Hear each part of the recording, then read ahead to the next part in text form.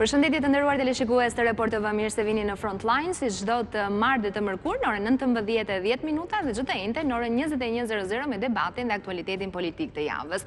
Zhvillimet politike sot do të kemi kënaqësinë që t'i analizojmë përmes një syri apo një lupe shumë të detajuar të një eksperti, protagonisti, të një personazhi i cili pa diskutim ka bërë historinë në politikën shqiptare. Kam kënaqësinë të rikthehet sot në Frontline ish presidenti Bamir Topi. Është kënaqësi president, faleminderit, mirë se vjen.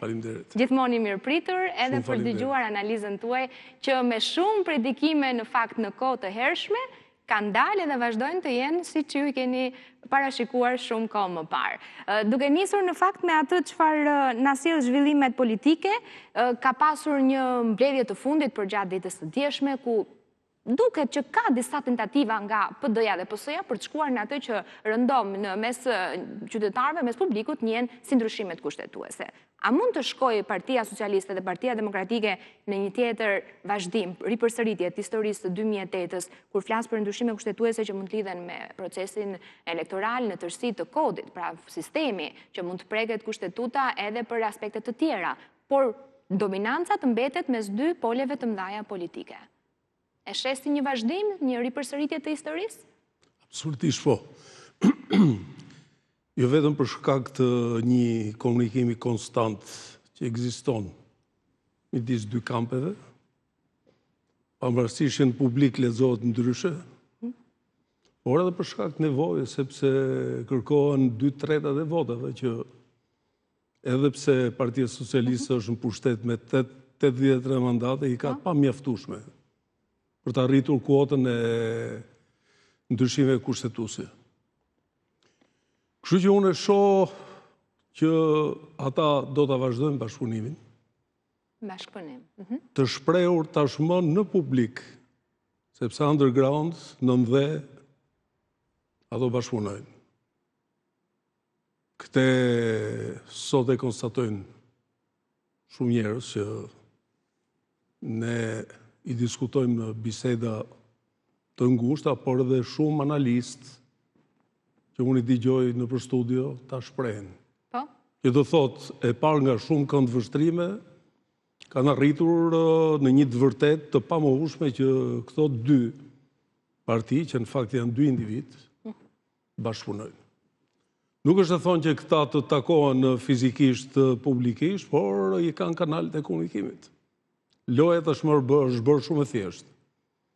Këta kanë arritur pikërisht aty ku kanë dashur në 2008, që lojet mos bëhet me shumë aktorë, të mos kemi një parlament në kuptimin e vërtet pluralist, por të kemi një politik bipolare ku ta kenë më të thjeshtë lojën.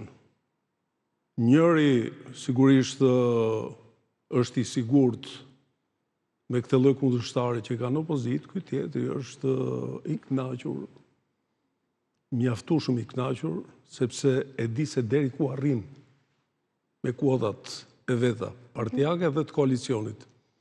Kështu që nga kjo pikpamje këta vazhdojnë lojën dhe sigurisht që lojë do të jetë e dukshme në momentin kur nisma do të shpallet në parlament. Por çfarë do të sillte një 2008 tjetër?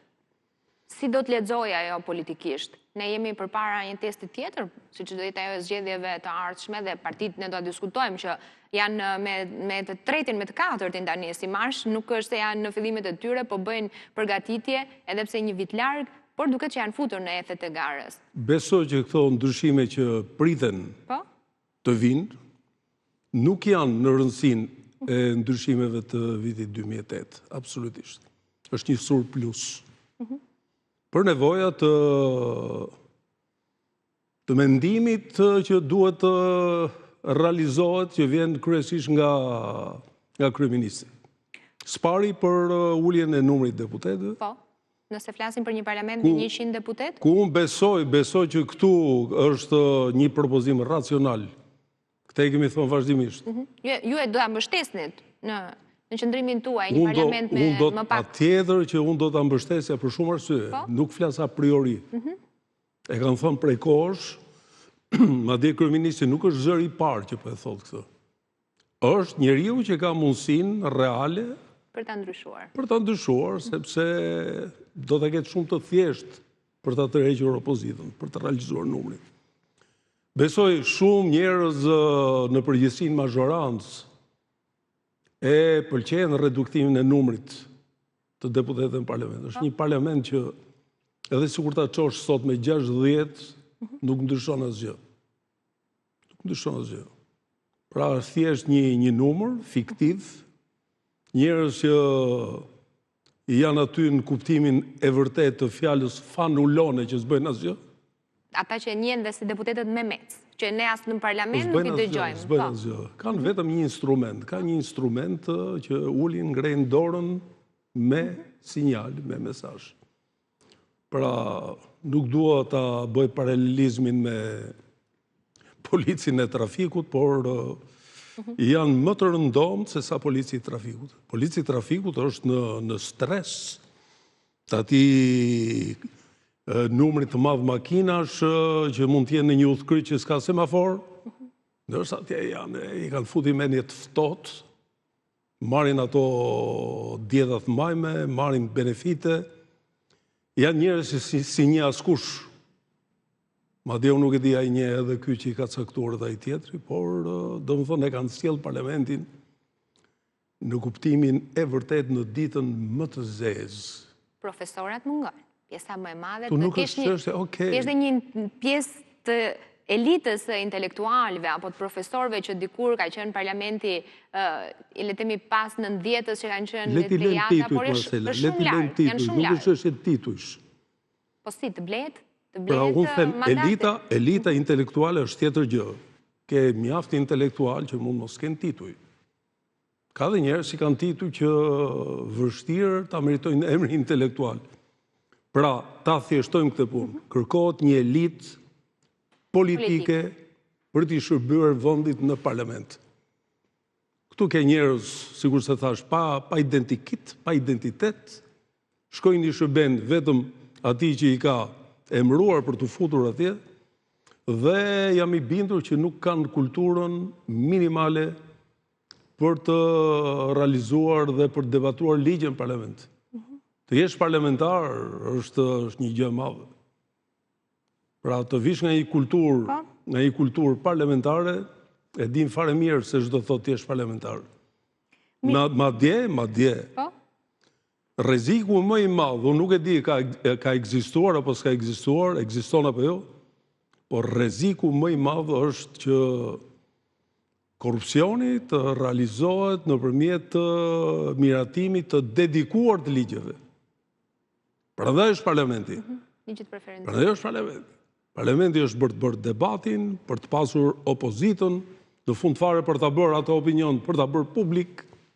Në rast se ekziston një problem madhor, çdo parlamentar, merr modelin që kanë qoftë në Europë, qoftë në Amerikë. Çdo thotë ti je senator, çdo thotë ti je parlamentar. Ka një zë publik të jashtëzakonshëm. Dorso këtu janë fshehur gjithë.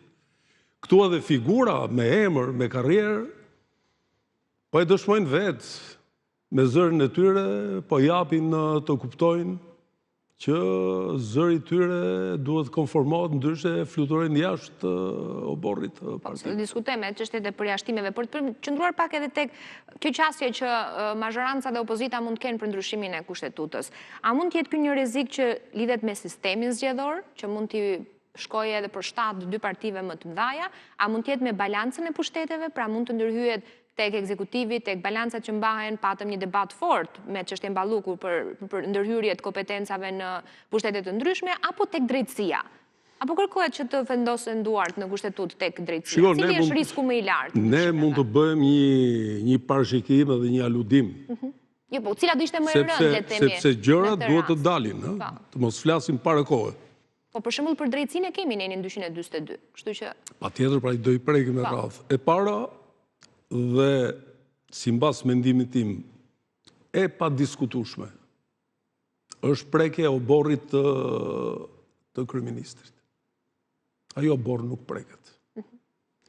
Pra në negociata, në bisedime, unë kam bindje absolute që ai që dikton nuk është ai që drejton opozitën. Ai që shtron rrugën me propozime është kryeministri. Dhe ka gjëra tabu ku askush nuk mund të futet. Dhe ky është pushteti tek oborri i kryeministrit. Pra, si do që të jetë puna, kryeministri, kryetari i mazhorancës, drejton qeverinë, drejton parlamentin, drejton të gjitha institucionet, dhe nëse do të diskutohet në funksion ndryshim të kushtetutës, do jetë për çështje periferike.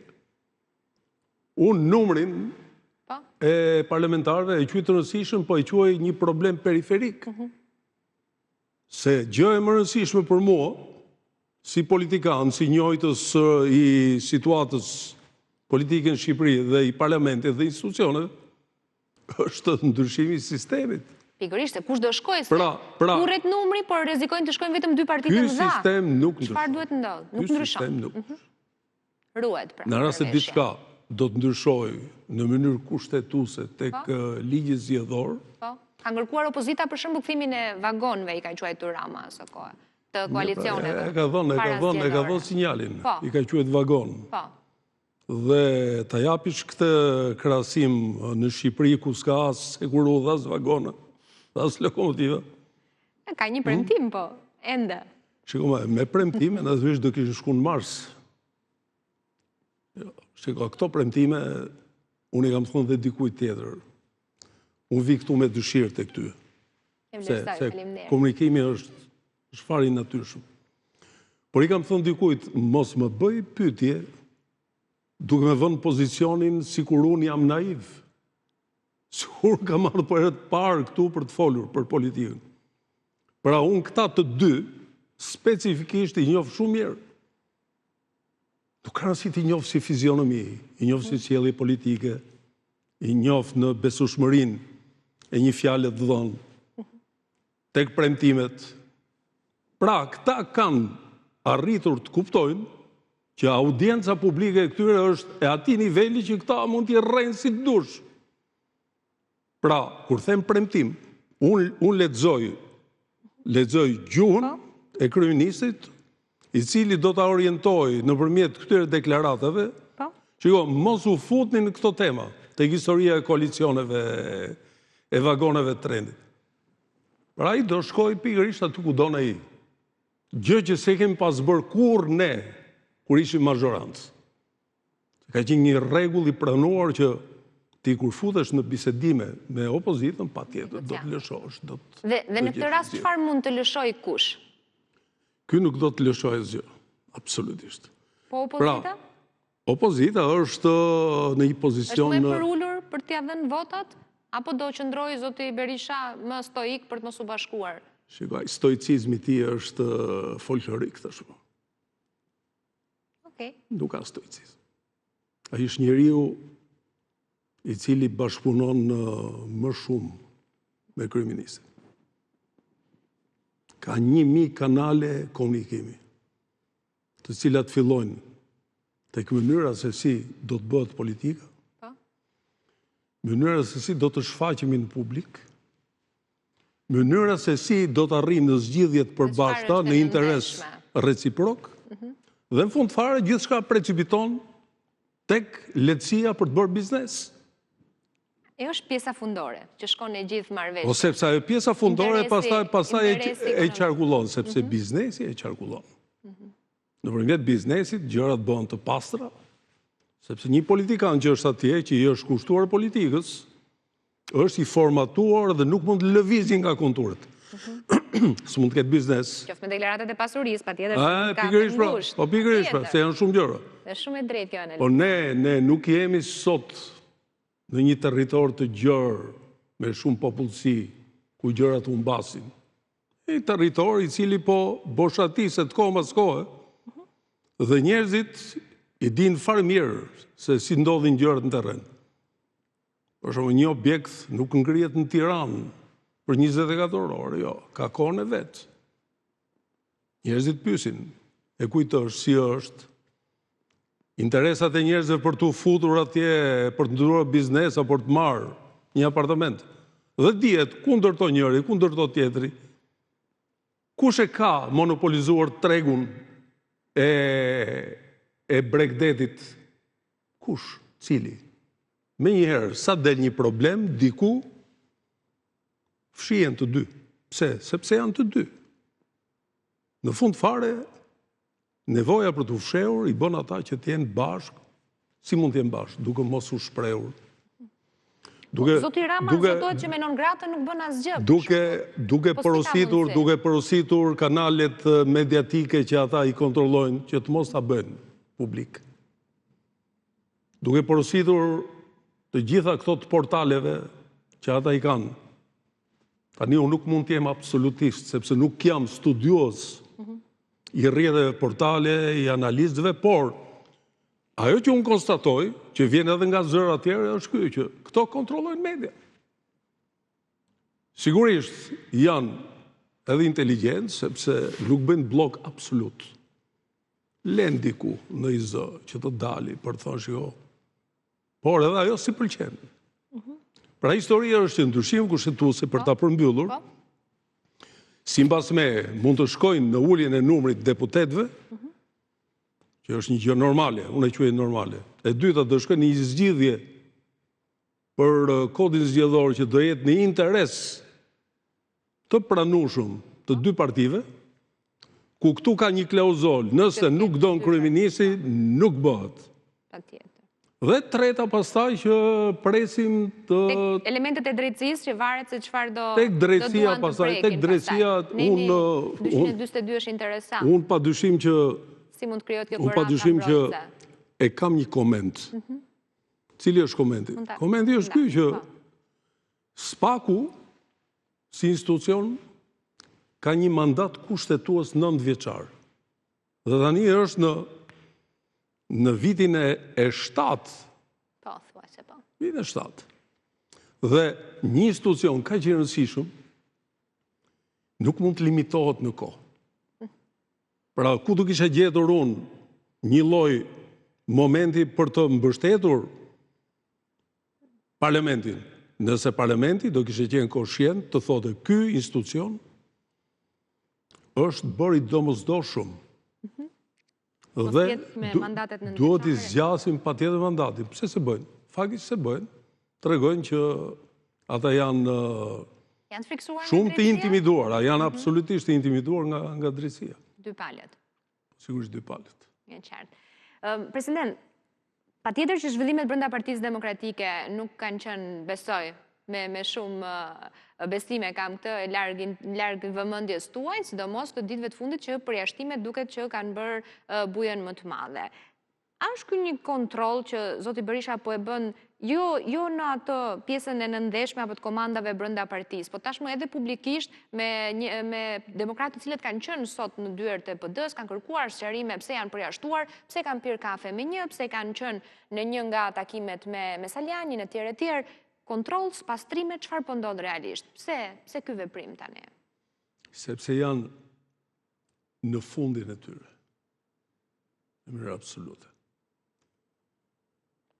Nëse ne folim për sistemin pak më parë, sistemi i dha mundësi dy partive kryesore që t'jenë kontrolluese të gjithë jetës politike në vend. Mos e harroni këtë.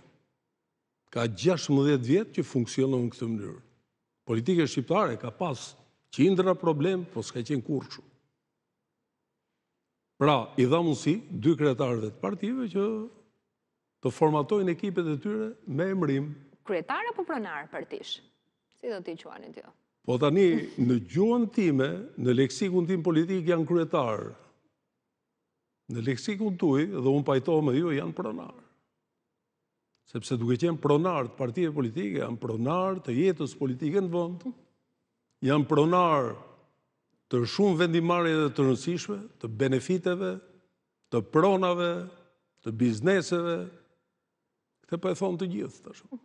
Por, nga pikpamja politike, kjo strukje dhe kjo nevojë, ky detyrim për të bërë tilla veprime tregon që Sali Berisha me grupin e tij janë në fund.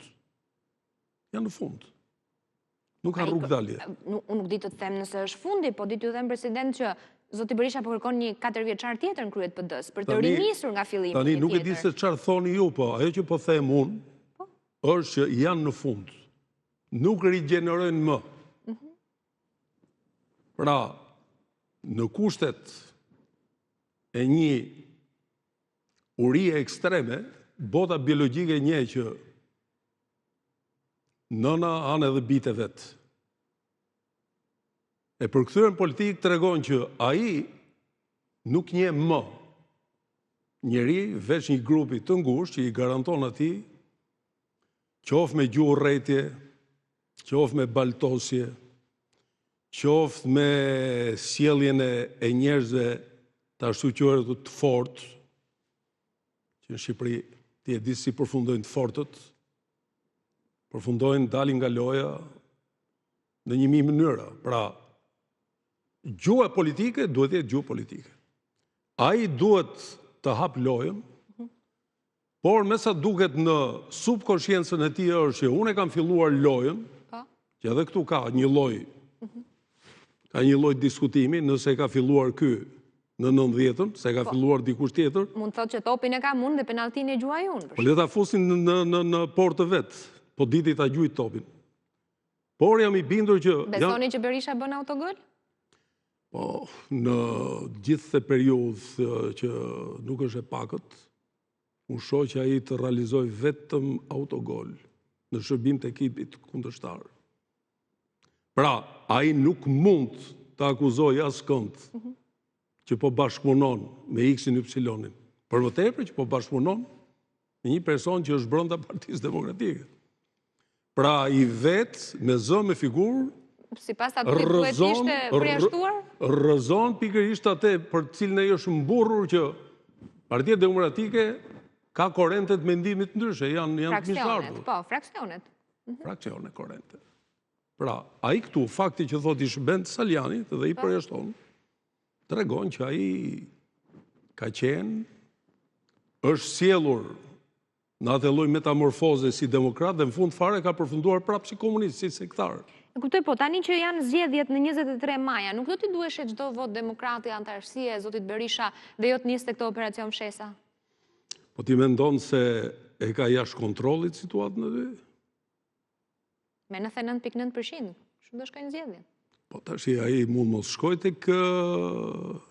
tek modeli Koran, po mund të jap një rezultat që i lejon të vazhdojë.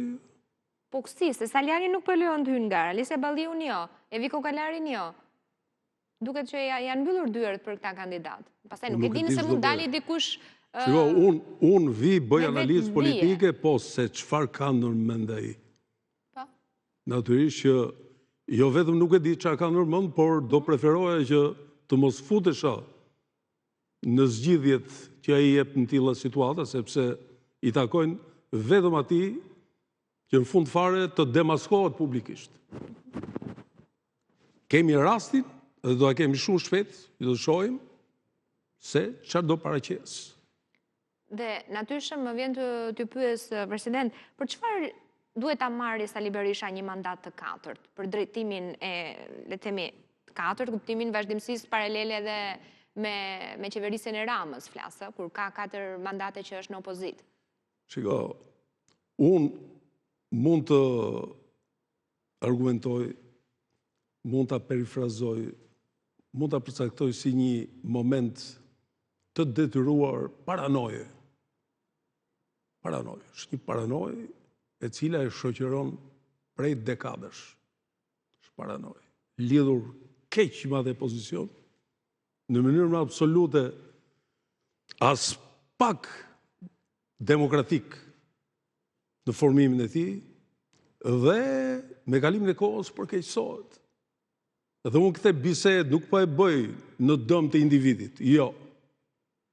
Këtë bisedë unë po e bëj me ju për të ndarë me publikun që Shqipëria ka nevojë të çlirohet nga këto 2 individ që po marrin peng këtë vend.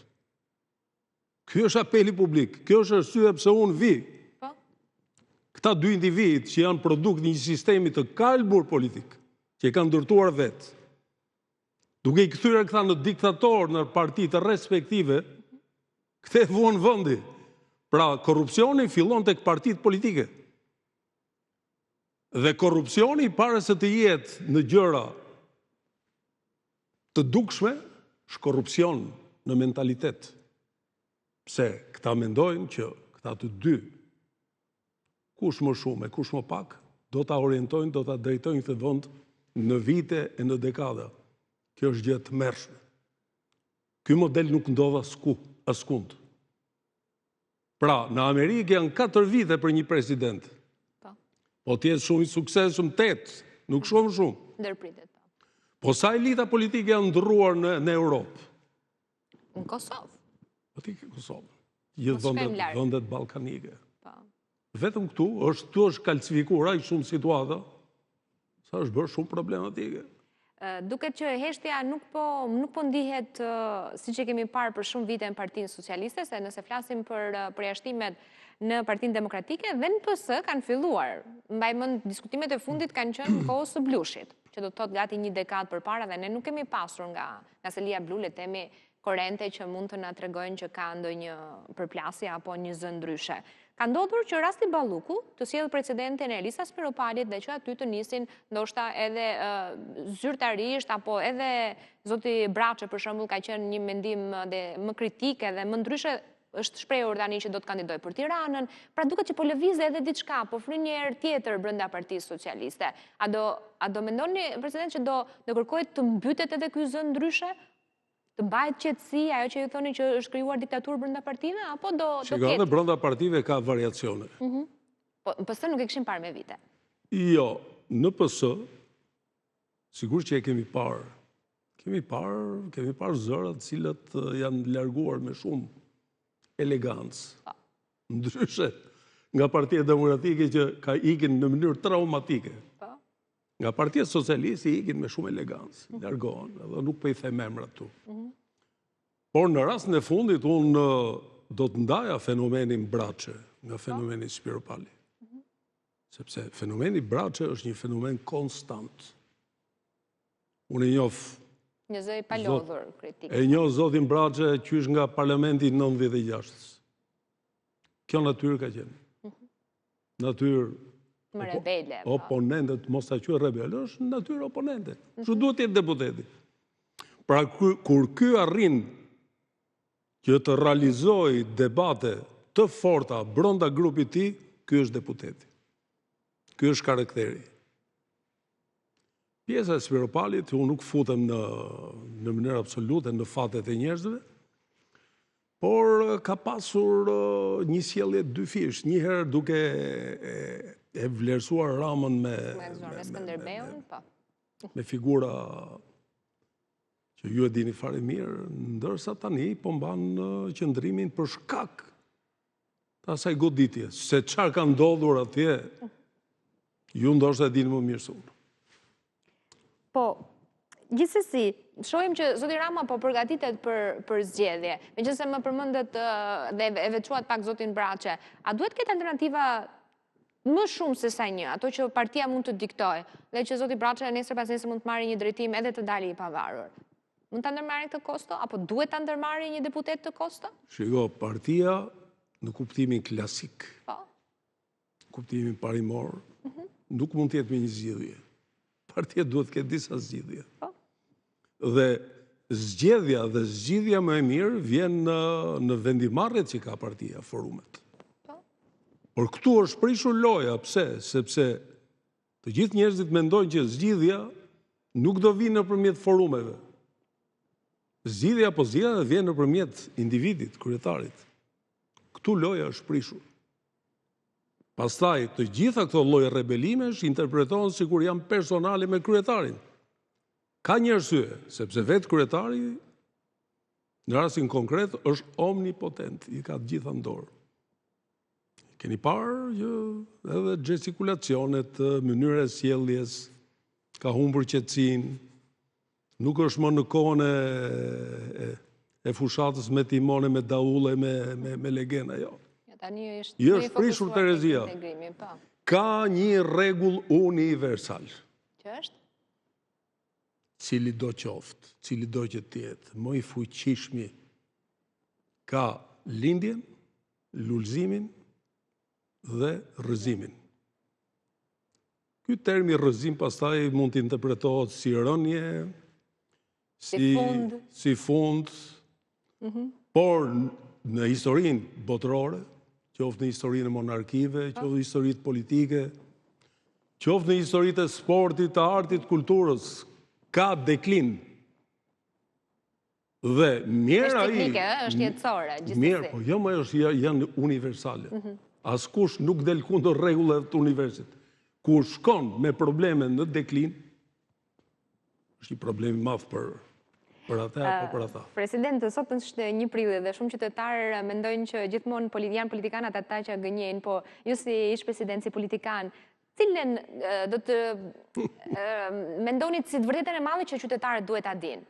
Sa më shkurt, lutem, një të vërtetë që duhet ta mësojnë.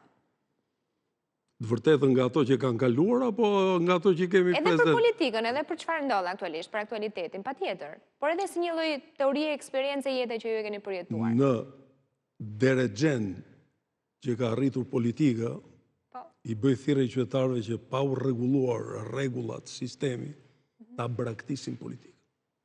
I braktisin partitë politike. I braktisin.